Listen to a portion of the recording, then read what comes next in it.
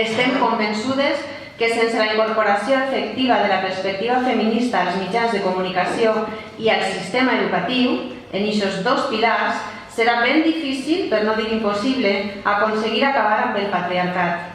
Fer-ho és una qüestió no sols de justícia i de dignitat, és una qüestió de supervivència que no podem ajornar.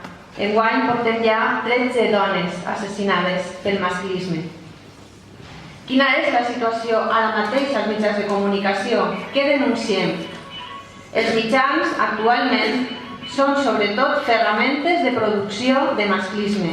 Estan contribuint, llevat d'algunes excepcions, a escampar i assolir el patriarcat.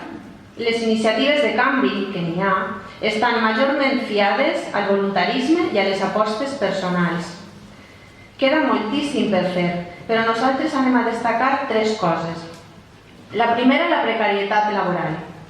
A més de les dificultats que comporta per a viure dignament d'esta professió, i que l'estan patint moltes companyes i companys en el periodisme i en el fotoperiodisme, implica que no podem protegir-nos dels abusos dins de la professió. Implica comprometre la qualitat i el rigor professional i la possibilitat de fer front al masclisme normalitzat i a la ona reaccionària contra el feminisme i contra les llibertats que ara patim. La segona cosa que destaquem és l'absència de les dones als mitjans de comunicació. Som la meitat de la humanitat i aproximadament el 70% de les graduades en periodisme, però sols ocupem un 27% dels espais de decisió a les estructures dels mitjans de comunicació. Tampoc estem quan s'utilitza sistemàticament un llenguatge no inclusiu. No estem quan les fonts informatives i les veus expertes són en un 80% homes, tot i que les dones omplim majoritàriament les universitats i obtenim les millors qualificacions.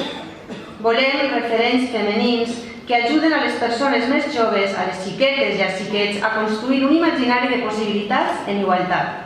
Volem l'autorització de la veu de les dones als mitjans de comunicació per acabar amb la desacreditació, entre altres, dels testimonis de les dones que estem veient cada dia, per exemple, al sistema judicial i que tant de patiment causen.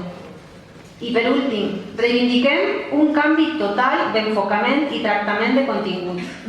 Acabar amb la mirada androcèntrica, la consideració de la mirada masculina com a punt de vista universal, la cosificació, la hipersexualització de les dones i de les xiquetes, la normalització de la violència contra nosaltres, els estereotips i els rols sexistes.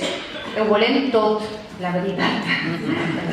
He dit que eren 3 coses, però eren 3 amb tot dins. I pensem que ho hem de lluitar no sols des del compromís personal, des d'un exercici professional feminista, que també, sinó fent un pas més, des de la lluita col·lectiva, teixint xarxa i complicitats entre nosaltres, però entre nosaltres, periodistes i fotoperiodistes, i amb les companyes d'altres organitzacions, sent part activa del moviment feminista.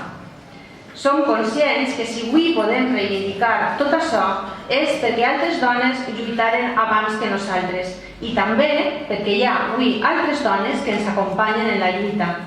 Avançar fent créixer el teixit feminista.